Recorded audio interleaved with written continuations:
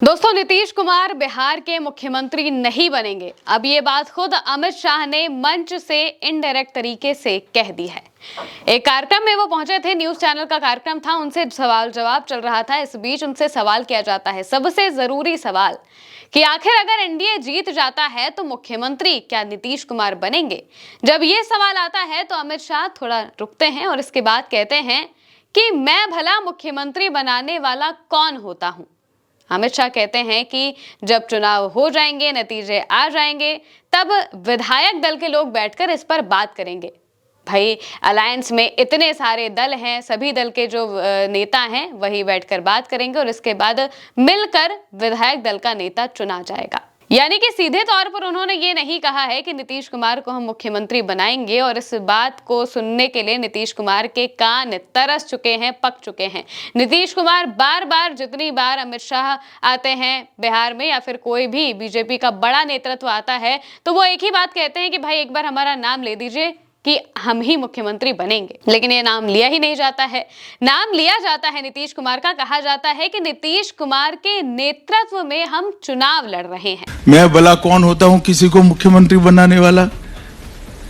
इतनी सारी पार्टियों का गठबंधन है, चुनाव के बाद जब बैठेंगे सभी दल, विधायक दल के नेता बैठेंगे और अपना नीतीश कुमार के नेतृत्व में चुनाव तो लड़ा जाएगा, लेकिन नीतीश कुमार के नेतृत्व में क्या सरकार बनाई जाएगी?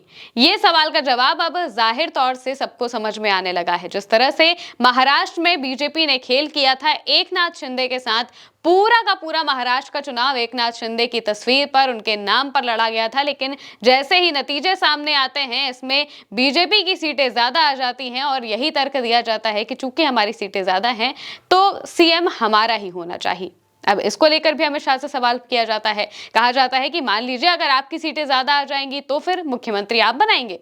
तो अमित शाह कहते हैं कि हमारी सीटें आज भी ज्यादा हैं, लेकिन नीतीश कुमार को हमने फिर भी मुख्यमंत्री बनाया हुआ है। ये वो तंज भरा जवाब पेश करते हैं। यानी कि सीधे तौर पर अगर देखा जाए तो अमित शाह अच्छे से जानते हैं कि उनके पास क्या सवाल आने वाला है और उनके पास जवाब भी तैयार है। काउंटर करने के लिए वो भले ही बैठे रहते हैं, लेकिन इनडायरेक्ट तरीके से उन्होंने ये बात कह दी है कि नीतीश कुमार को हम अपना नेता नहीं चुनने वाले हैं। बार बार जो बात विपक्ष के नेता भी कह रहे हैं, जो बात प्रशांत किशोर भी कह रहे हैं, जो बात बिहार की राजनीति को समझने वाला हर एक इंसान कह रहा है, उसी बात को अब इनडायरेक्ट तरीके से अमित शाह ने भी कह दिया है कि नीतीश कुमार मुख्यमंत्री नहीं बनेंगे। क्योंकि नीतीश कुमार अगर मुख्यमंत्री बनते हैं तो बीजेपी के लिए बड़ी मुश्किलें हो जाएंगी। बीजेपी चाहती है कि वहां पर अपना मुख्यमंत्री वो पेश करे और इसके लिए खोजबीन शुरू हो चुकी है अभी से।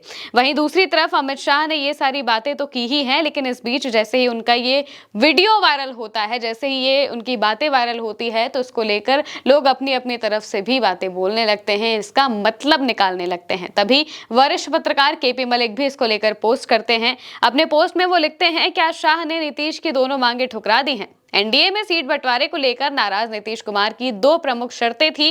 पहली, भाजपा उन्हें मुख्यमंत्री चेहरा घोषित करे। दूसरी, चिराग पासवान की सीटें कम की जाएं। सूत्रों के मुताबिक अमित शाह ने दोनों मांगे मानने से इनकार कर दिया है। अब सवाल यह है कि शाह नीतीश पर कौन सा फॉर्मूला प्रयोग करेंगे कि नीतीश तत्काल शरणम गच्छामी हो जाए और पलटवार भी संभव ना हो। यानी कि एक तरफ अमित शाह ने नीतीश कुमार की मांगों से भी इनकार कर दिया है, वहीं दूसरी तरफ अब वो कोई नया पैंतरा भी लगाने वाले हैं जिससे नीतीश कुमार पलटवार भी ना कर पाए। क्योंकि जेडीयू में जिस तरीके से भगदड़ देखने को मिल रही है, इतने तो पूरे आसार सबको नजर आ चुके हैं कि जैसे ही चुनाव के नतीजे आएंगे और जेडीयू की सीटें अगर कम आती हैं तो फिर जेडीयू में भयंकर तरीके से फूट मच जाएगी, पार्टी टूट जाएगी, नेता इधर उधर भागने लगेंगे। अभी से ही नेता भागने लगे हैं क्योंकि नीतीश कुमार का कद लगातार गिरता जा रहा है और ये बात बीजेपी भी देख रही है। और जिस तरीके से उनके खिलाफ नेगेटिव पीआर हो रहा है, इसका फायदा बीजेपी अपने लिए जरूर उठाना चाहेगी। इसीलिए उसने चिराग पासवान को 29 सीटें दी हैं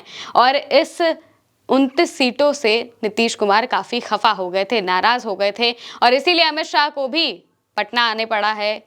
नीतीश कुमार को मनाने के लिए मिले हैं अमित शाह, उनसे नीतीश कुमार से मिले हैं और ये बातें कर रहे हैं कि भाई क्या करना है क्या नहीं करना है। सीधे तौर पर अगर देखा जाए तो नीतीश कुमार की नाराजगी जाहिर तौर से देखने को मिल रही है। एक और बात ये बताई जा रही है कि नीतीश कुमार को हटाने का जो प्लान है वो बीजेपी ने सीटें कम करने से ही शुरू कर दिया है। पहले उन्हें 101 सीट दी गई, जिस पर नीतीश कुमार काफी खफा हुए थे। 101 सीट पर वो लड़ना नहीं चाहते थे, वो 115 पर या फिर 105 पर, 115 तो नहीं लेकिन 105 से 3 तक वो लड़ना चाहते थे कि 3 से 5 के आसपास उन्हें सीटें मिल जाए तो उनके लिए अच्छा होगा, क्योंकि एनडीए में अलायंस अब बहुत ज्यादा जो बाकी दल हैं वो दल बढ़ चुके हैं। इस वजह से सबको सीटें देना जरूरी भी है।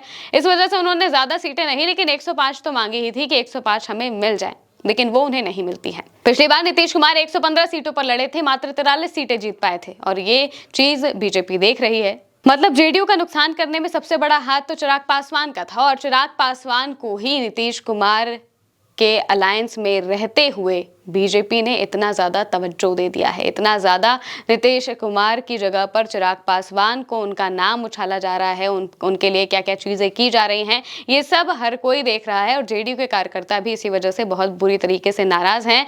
पार्टी से बाहर जाने की, इस्तीफा देने की धमकियां भी दे रहे हैं। यानी कि अगर देखा जाए तो नीतीश कुमार को फिनिश करने का प्लान बहुत पहले से ही शुरू हो चुका है और अब जब सवाल पूछे जा रहे हैं इसको लेकर तो जवाब भी उसी तरीके के दिए जा रहे हैं कि सभी पार्टी के लोग बैठेंगे, विधायक दल का नेता चुनेंगे। ऐसे तो नीतीश कुमार हमेशा तिकड़मबाजी लगाकर अपने आप को मुख्यमंत्री बना देते थे और उन्हें मुख्यमंत्री की कुर्सी से कितना प्यार है, उनका ये प्यार कहीं छिपा नहीं है। 20 साल से मुख्यमंत्री की कुर्सी पर वो विराजमान है और इसी को वो कंटिन्यू रखना चाहते हैं और इसीलिए जेडीयू को लेकर वो बहुत सारी चीजें भी कर रहे हैं। संगठन को मजबूत करने का भी काम कर रहे हैं, अपने खिलाफ जो बातें हो रही हैं उनको भी हटाने का काम कर रहे हैं। लेकिन फिर भी इतना तो कंफर्म होने लगा है कि नीतीश कुमार को बीजेपी मुख्यमंत्री बनने नहीं देगी और ये बात अब जेडीयू के कार्यकर्ता भी समझ रहे हैं। इसीलिए ऐसा माना जा रहा है कि एनडीए के बाकी दलों के लिए जेडीयू के कार्यकर्ता सामने नहीं आएंगे, लेकिन अपनी पार्टी के लिए जरूर आ सकते हैं। अब देखना होगा कि आखिर क्या होता है। फिलहाल के लिए मेरे साथ इस खबर में इतना ही।